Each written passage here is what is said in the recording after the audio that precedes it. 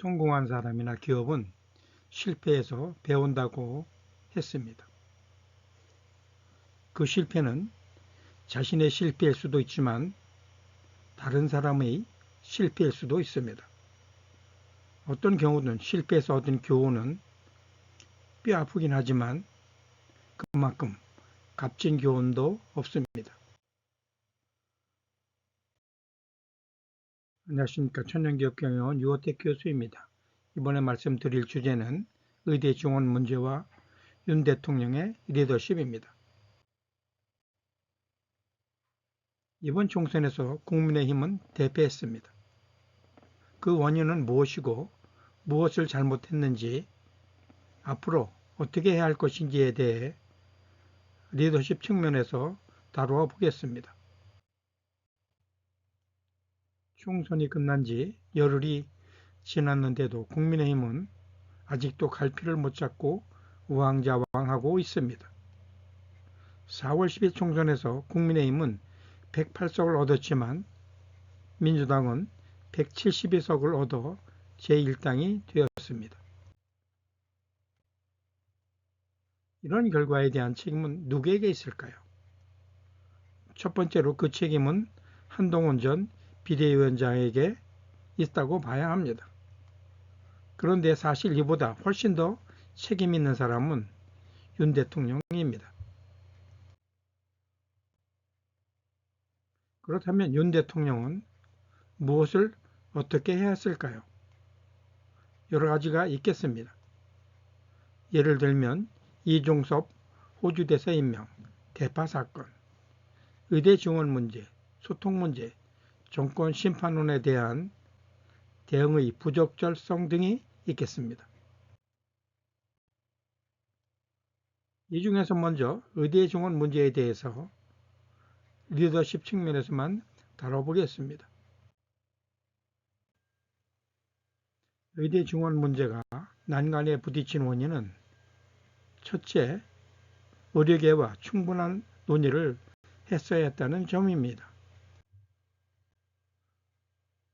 물론 의대 지원 문제를 의료계와 협상할 때 반대에 부딪힐 것인데 이런 과정조차도 의대 지원 목적과 같이 국민에게 설명했어야 했다는 말입니다.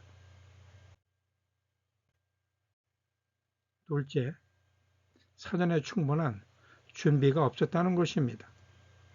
많은 국민이 의대 지원에 찬성하고 있습니다만 그 정책이 저항에 부딪혀 고통받기를 원하는 것은 아니라는 점입니다. 의대 지원 문제는 역대 정부들이 9번 시도했지만 결국 9번 모두 실패했다는 것이지 않습니까? 그렇다면 왜 실패했는지 원인에 대한 대책과 실행 계획을 세밀하게 세워서 추진해야 했는데 그렇게 하지 않았다는 것입니다. 물론 그 원인은 모든 사람이 알다시피 의료계의 반발이었습니다. 이에 대한 충분한 사전 준비를 했어야 했다는 말입니다. 셋째, 정부는 정책 발표 이전에 의대 지원에 대한 장단점과 필요성 그리고 그 목적에 대해 사전에 20번 이상 홍보했어야 했습니다. 유발 하라리가 그해져서 호모사피엔스에서 누군가를 설득하려면 사전에 20분을 노출해라 라고 한 것은 아무리 좋은 제도라고 하더라도 그것을 쉽게 받아들이지 못하기 때문에 이를 받아들일 수 있도록 사전에 충분히 노출하라는 경고를 참조했어야 했다는 말입니다. 이는 마치 구성원이 아주 정말 훌륭한 100페이지 신규 사업 보고서를 완벽하게 만들어 보고했다고 하더라도 그 사업 계획을 바로 받아들여 실행할 사장님은 없다는 것과 마찬가지입니다. 그런데 윤석열 정부는 어떻게 했습니까? 문제가 한참 불거진 4월 1일에야 담화문을 발표했습니다. 사실 이런 담화문은 의대 증원 정책 발표 전에 여러 번 했어야 했다는 말입니다. 넷째, 이런 정책 발표 시 예상되는 저항이나 문제점은 물론 국민에게 참고 기다려줄 것 등 정책 실행에 대한 필요사항을 요구했어야 했습니다. 예를 들면 의사들이 집단 반발 표시로 집단 사표를 제출할 것인데 이런 조치를 계획하고 있으니 참고 기다려 달라고 요청하면서 이에 대한 대책을 사전에 수립했어야 했다는 말입니다. 이는 기업에서 어떤 정책을 새롭게 실행할 때 예상되는 어려움에 대해 같이 극복하자고 구성원들에게 요구하는 것과 마찬가지입니다. 다섯째, 시점의 문제입니다. 국회의원 선거를 앞두고 이런 정책을 추진했어야 했느냐는 문제입니다. 즉 선거가 끝난 후 추진해도 됐었다는 말입니다. 이는 정치적 감각이 없었다는 말입니다. 속된 말로 분위기 파악을 못했다는 말이고 눈치가 없었다는 말입니다. 정책도 그렇지만 어떤 제도나 신상품의 개발 발표 시점도 아주 중요하다는 것입니다. 이런 상황을 감안하고 준비해서 의료 증원 계획을 발표했다면 결과는 어떻게 되었을까요? 아마도 윤 대통령의 리더십은 무척 빛났을 것입니다.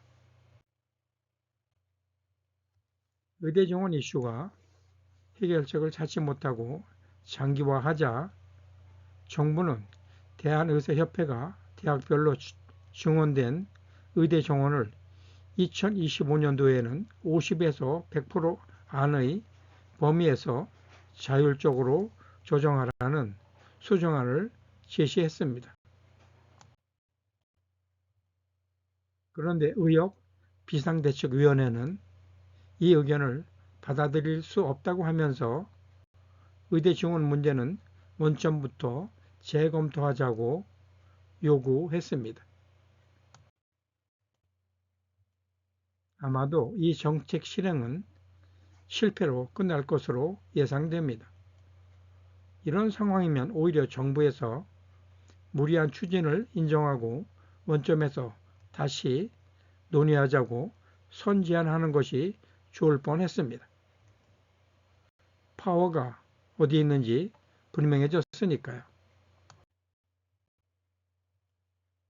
만약 회사에서 이런 일이 발생했다면 그 기업은 새로운 것을 시도하지 못하는 문화가 조성될 것입니다. 어떤 새로운 정책이나 제도도 도입할 수 없기 때문입니다. 이렇게 되면 그 기업은 뒤처질 수밖에 없게 되고 결국 사라지게 될 것입니다. 성공한 사람이나 기업은 실패해서 배운다고 했습니다. 그 실패는 자신의 실패일 수도 있지만 다른 사람의 실패일 수도 있습니다. 어떤 경우든 실패해서 얻은 교훈은 뼈아프긴 하지만 그만큼 값진 교훈도 없습니다. 경청 감사합니다. 오늘은 자신이나 주위에서 일어난 실패를 통해서 무엇을 배웠고 무엇을 사전에 준비해야 할지 생각해 보시는 하루가 되시길 바랍니다. 고맙습니다. 유호택 교수였습니다.